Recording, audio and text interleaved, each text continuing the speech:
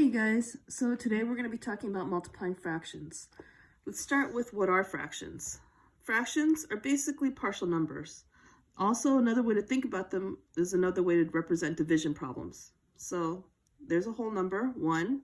So when we're talking about fractions, it's a part of a whole number usually. So this is 1/2. The numerator is on top, the denominator is on the bottom.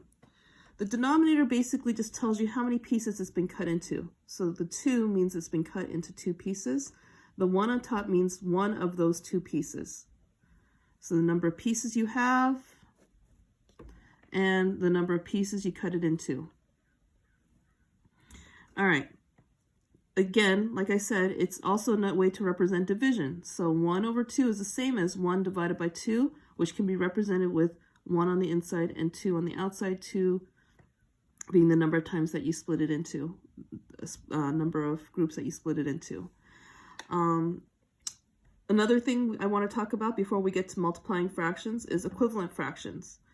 Equivalent fractions are fractions that are the same. So you can see here, all 3 of these fractions are the same. This is 1/2.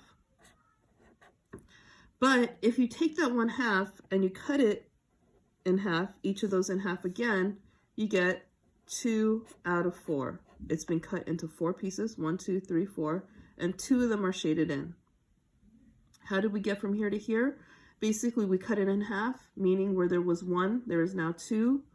Where there were 2, there's now 4. So you doubled it. Doubled this number of pieces here and doubled the total number of pieces into 4. All right, so we can do that again. Take your 2/4 and then cut everything in half again. Cutting everything in half doubles the number of pieces.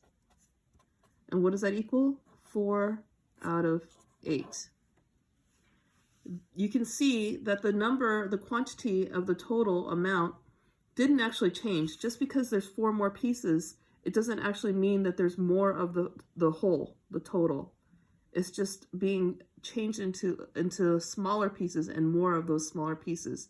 But overall, we didn't change it. They're equivalent fractions. It's like saying 4 quarters or $1. There might be 4 more quarters, but each of them is worth less. So in total, they add up to be the same as they did originally as $1. So those are equivalent fractions. The next thing we talk about is when we're multiplying. So when we multiply, you multiply the top to the top and the bottom to the bottom, and if it's the same on the top and the bottom, it's equivalent. If they're different, it's going to be a different number. Sorry, it's a little off the page.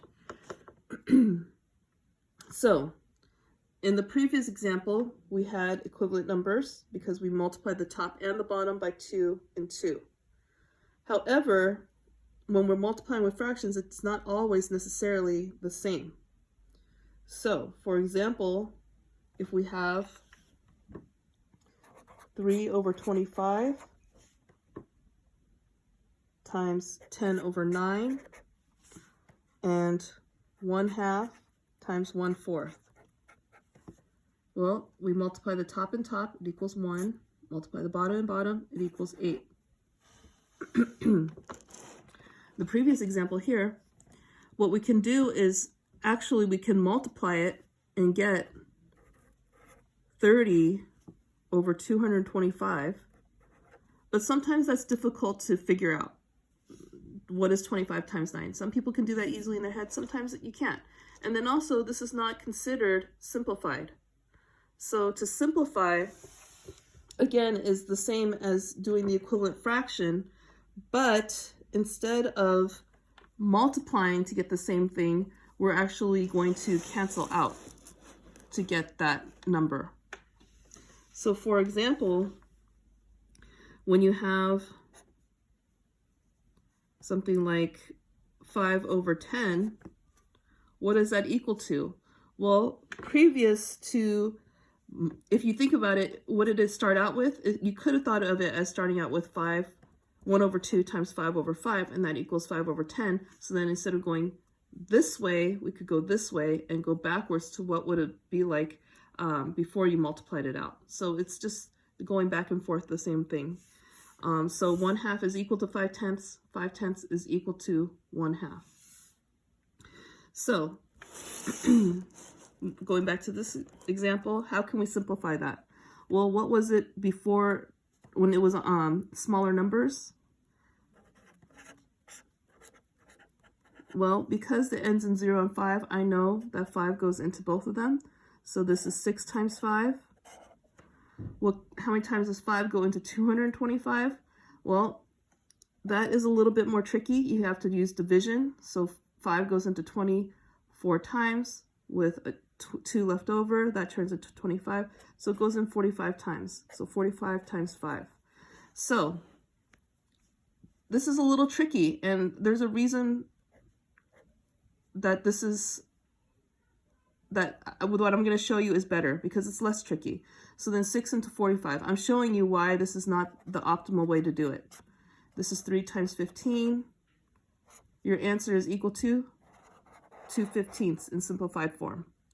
So you can see how messy that is, how annoying that is. You get these big numbers, 30 over 25, and these are not even that large. The numbers are not even that large. When you get into algebra, it's going to be even more complex. So what I recommend instead of doing it that way, which a lot of times people do learn to do it that way, I just think it's better to simplify first. You could think of 3 as 3 times 1, think of 10 as 5 times 2, think of 9 as 3 times 3, and think of 25 as 5 times 5.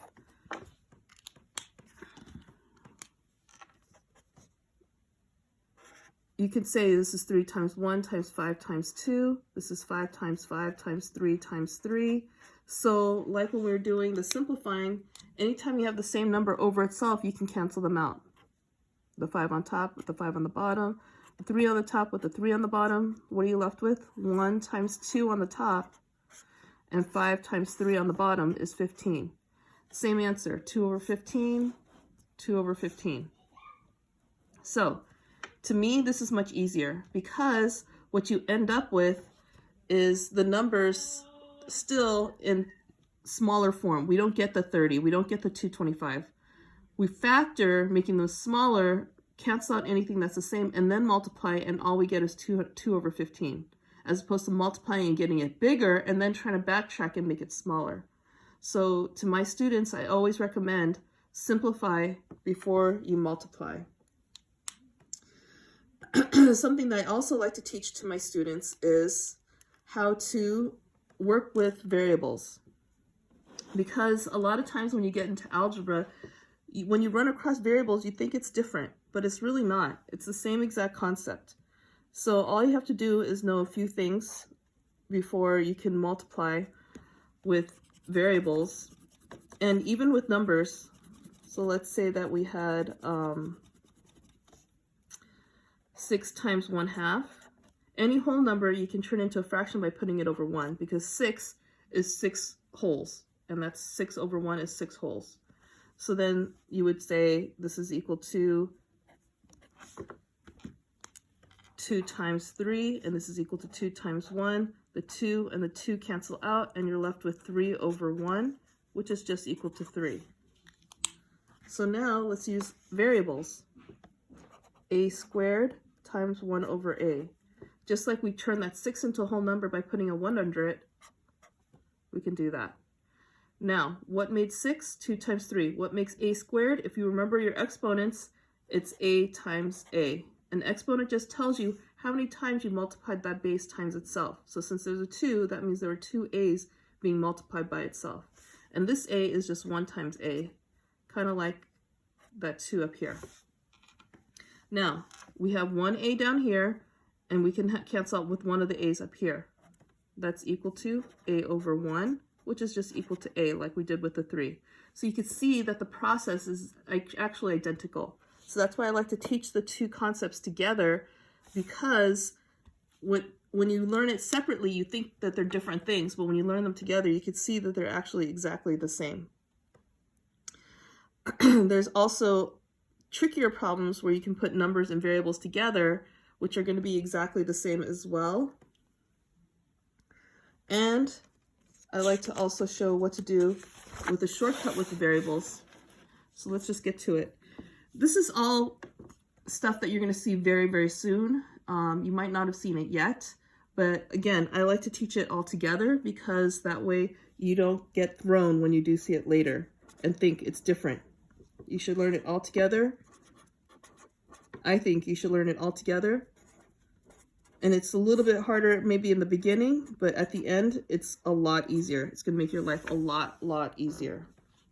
And this is where you need to trust that that it's not too hard for you. I know it looks hard, but I know that you can do it because I've taught lots of students this.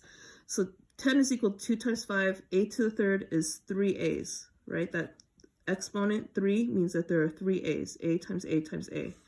9 is equal to 3 times 3 times B times C. You can forget about these now because we just rewrote them up here. They're not disappearing, we're just putting them in a different way. And sometimes I cross them out just so you can see that we've taken care of it. We don't have to get confused. We don't have to think about them anymore. Okay, a C squared becomes a C times C. Now we just look for what's the same on the top and the bottom so we can simplify. I see a 3 here and a 3 down here. I see a 5 and a 5. I see an A and an A. And I see a C and a C. Sometimes I like to give you a minute to see if you can think, so you guys can see if you can see something.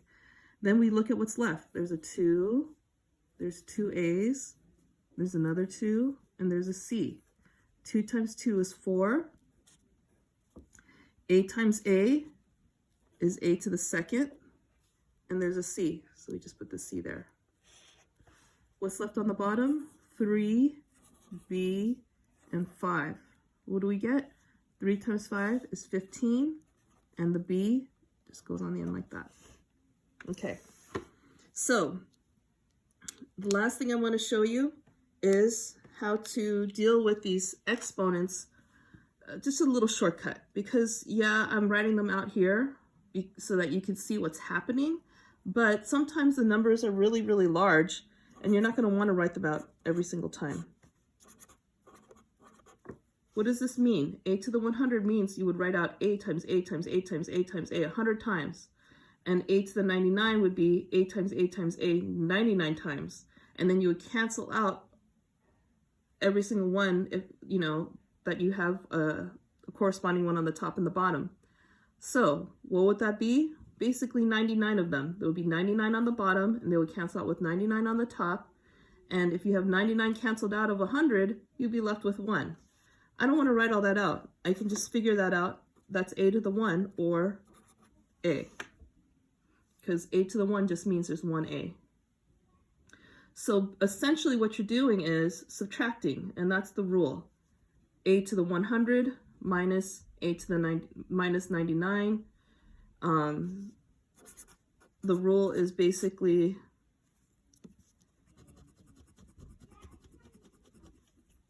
A to the M over A to the N is equal to the A to the M minus N, which just means that whatever you have on the top exponent minus whatever the exponent is on the bottom, if they're the same base, and then they cancel out, you subtract, and that's going to be your answer. This leads its way to another topic that I really enjoy teaching, which is negative exponents, but we'll save that for another time. I hope this makes sense, and I hope that it helps you to solve problems. I would recommend that you rewatch this until it makes a lot of sense and try some practice problems. And yeah, I hope this saves you a lot of trouble, especially once you get into algebra.